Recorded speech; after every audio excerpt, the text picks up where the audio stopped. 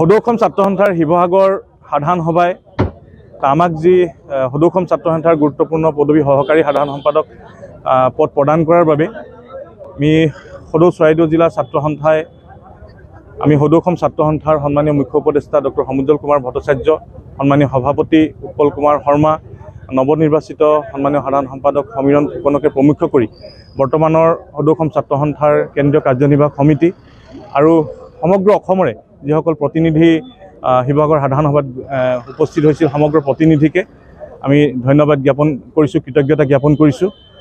আৰু আজি মৰাণ অঞ্চলৰ ৰাইজে বিভিন্ন দল সংগঠনে যি আমাক মৰম আৰু উৎসাহ প্ৰদান কৰিছে আৰু এই মৰম আৰু উৎসাহক আমি প্ৰেৰণা হিচাপে লৈ, সাহস হিচাপে লৈ অনাগত দিনত সদৌ অসম ছাত্ৰ সন্থাৰ যি আমাক দায়িত্ব প্ৰদান কৰাইছে সেই দায়িত্ব আমি পালন কৰিম বুলি আমি প্ৰতিশ্ৰুতিবদ্ধ হৈছোঁ।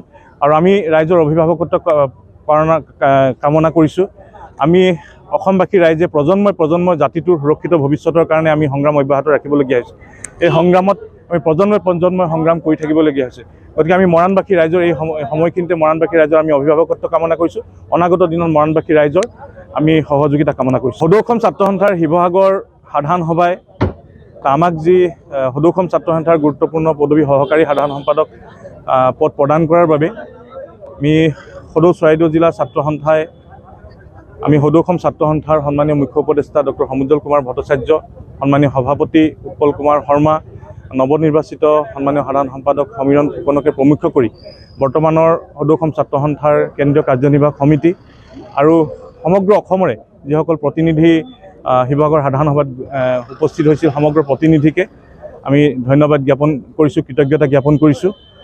আৰু আজি মৰাণ অঞ্চলৰ ৰাইজে বিভিন্ন দল সংগঠনে যি আমাক মৰম আৰু উৎসাহ প্ৰদান কৰিছে আৰু এই মৰম আৰু উৎসাহক আমি প্ৰেৰণা হিচাপে লৈ, সাহস হিচাপে লৈ অনাগত দিনত সদৌ অসম ছাত্ৰ সন্থাৰ যি আমাক দায়িত্ব প্ৰদান কৰাইছে সেই দায়িত্ব আমি পালন কৰিম বুলি আমি প্ৰতিশ্ৰুতিবদ্ধ হৈছোঁ।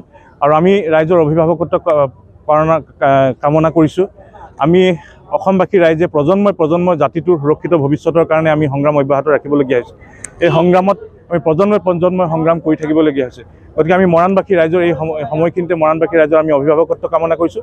অনাগত দিনত মৰাণবাসী ৰাইজৰ আমি সহযোগিতা কামনা কৰিছোঁ। সদৌ অসম ছাত্ৰ সন্থাৰ শিৱসাগৰ সাধাৰণ সভাই আমাক যি সদৌ অসম ছাত্ৰ সন্থাৰ গুৰুত্বপূৰ্ণ পদবী সহকাৰী সাধাৰণ সম্পাদক পদ প্ৰদান কৰাৰ বাবে আমি সদৌ চৰাইদেউ জিলা ছাত্ৰ সন্থাই আমি সদৌ অসম ছাত্ৰ সন্থাৰ সন্মানীয় মুখ্য উপদেষ্টা ডক্টৰ সমুজ্জ্বল কুমাৰ ভট্টাচাৰ্য, সন্মানীয় সভাপতি উৎপল কুমাৰ শৰ্মা, নৱনিৰ্বাচিত সন্মানীয় সাধাৰণ সম্পাদক সমীৰণ ফুকনকে প্ৰমুখ্য কৰি বৰ্তমানৰ সদৌ অসম ছাত্ৰ সন্থাৰ কেন্দ্ৰীয় কাৰ্যনিৰ্বাহক সমিতি আৰু সমগ্ৰ অসমৰে যিসকল প্ৰতিনিধি শিৱসাগৰ সাধাৰণ সভাত উপস্থিত হৈছিল সমগ্ৰ প্ৰতিনিধিকে আমি ধন্যবাদ জ্ঞাপন কৰিছোঁ, কৃতজ্ঞতা জ্ঞাপন কৰিছোঁ।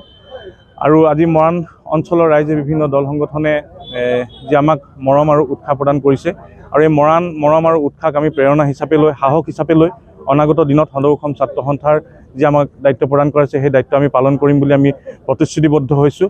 আৰু আমি ৰাইজৰ অভিভাৱকত্ব কামনা কৰিছোঁ। আমি অসমবাসী ৰাইজে প্ৰজন্মই জাতিটোৰ সুৰক্ষিত ভৱিষ্যতৰ কাৰণে আমি সংগ্ৰাম অব্যাহত ৰাখিবলগীয়া হৈছে।